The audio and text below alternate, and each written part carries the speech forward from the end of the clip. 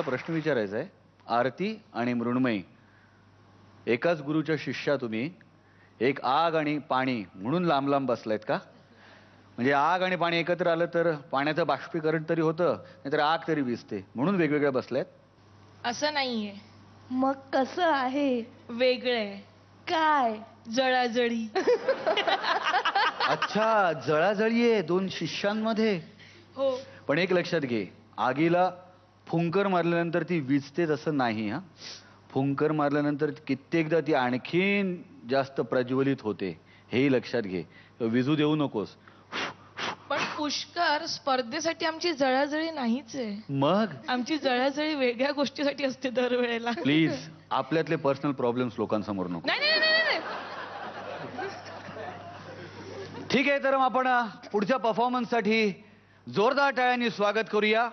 वायू म्हणजे हवा हे रूप घेऊन येते आहे आपली पुढची अप्सरा उर्मिला कानेटकर. खूप एकटं वाटतंय. का सोडून गेलास मला? राहून राहून तुझे ते शब्द आठवतात. काय बरं म्हणायचंस तू? ऊन जरा जास्त आहे, दरवर्षी वाटतं. भर उन्हात पाऊस घेऊन आभाळ मनात दाटतं. तरी पावलं चालत राहतात, मन चालत नाही. घामाशिवाय शरीरामध्ये कुणीच बोलत नाही. तितक्यात कुठून एक ढग सूर्यासमोर येतो.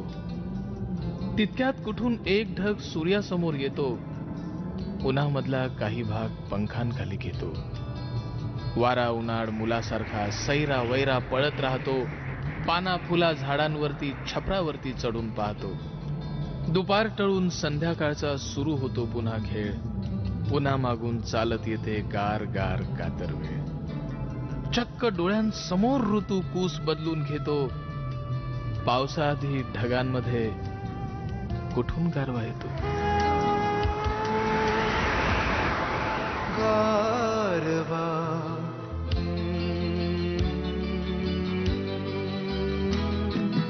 गारवा वाऱ्यावर भिर भिर भिर पारवा. नवा नवा प्रिये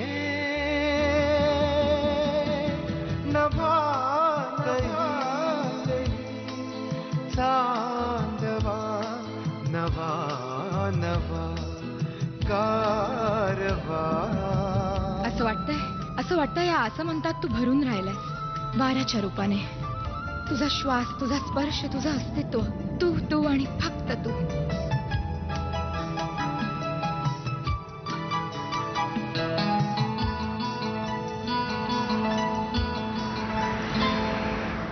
आकाश सारे माळून तारे आता रुपेरी झालेत वारे.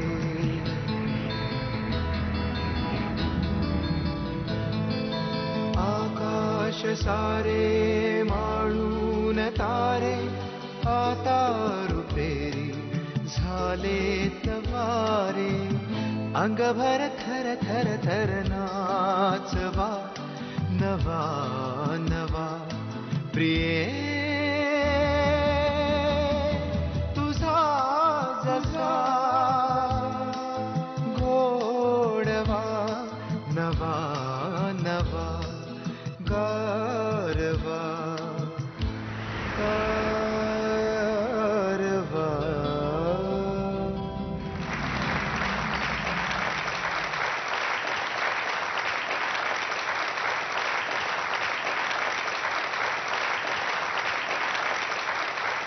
वारा कसा आपल्याला जाणवतो पण तो दिसत नाही, तशी नजर आमची सतत भिरभिरती होती.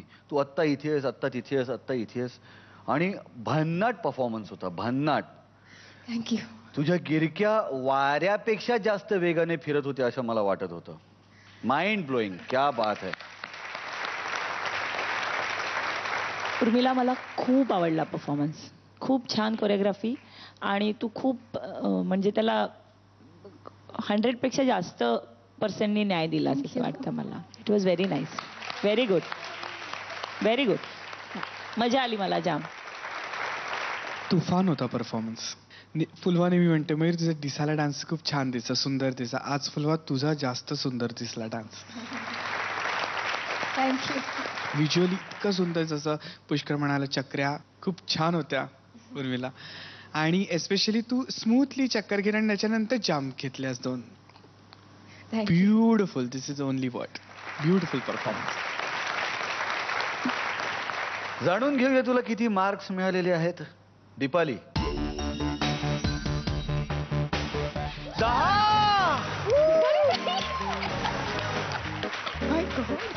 मयूर 10 मार्क्स मिळालेले आहेत. Thank you very much. म्हणजे या दोन्ही गुरूंनी दिलेल्या मार्क्सच्या ऍव्हरेज नुसार तुला 100 पैकी 100 मार्क्स मिळालेले आहेत. थँक्यू.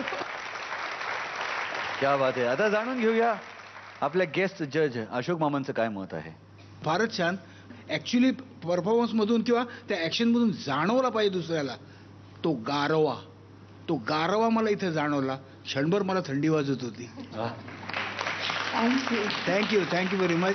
एक अतिशय चांगला परफॉर्मन्स असं म्हणेन मी याला. Very good. जाणून घेऊया महागुरूंचं काय मत आहे. पहिल्यांदा मला कंप्लेंट करायची.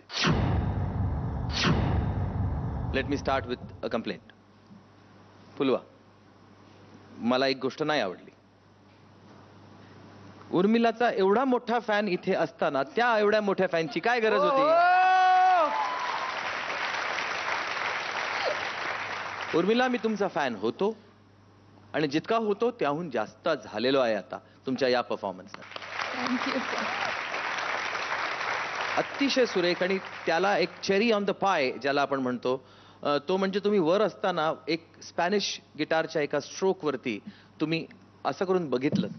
आहा हा. म्हणजे जर आपल्याला त्याची स्तुती करायची झाली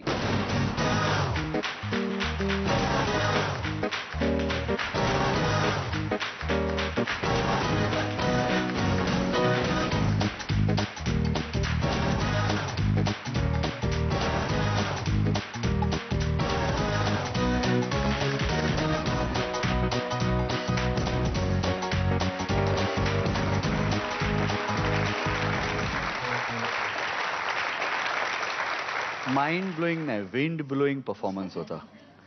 इकडनं कुठून तरी हवा येत होती. कुठून येत होती हवा. हवा हवी आहे. राव उभी.